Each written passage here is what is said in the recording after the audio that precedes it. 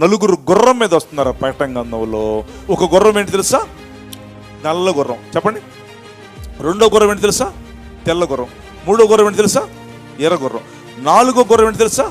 పాండ్రు గుర్రం. 4 గుర్రాలు వస్తున్నారు ప్రకటన గ్రంథంలో. ఆ నలుగురు వచ్చి ప్రపంచం మీద పడి చంపేస్తారు.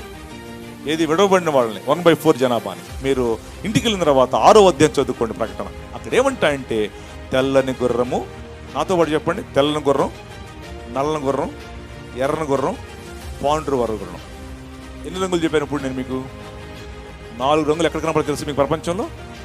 60 ఇస్లాం దేశాల జెండాల మీద, ప్రతి జెండా మీద ఈ 4 రంగులు కనపడతాయి మీకు.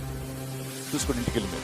68 ఉన్నాయి ఇస్లాం కంట్రీస్. 68 ఇస్లాం కంట్రీస్ ప్రతి జెండా మీద ఈ 4 రంగులు ఉంటాయి. రేపు వచ్చి బ్యాచ్, ఆ 4 గుర్రాల మీద వచ్చే బ్యాచ్ వాళ్ళే విడవబడి వాళ్ళందరినీ చంపి పడేస్తారు. నువ్వు విడవబడ్డావా, మనం కూడా వాళ్ళ చేతిలో, అంత్యక్రీస్తు గారి చేతిలో చంపబడతాము.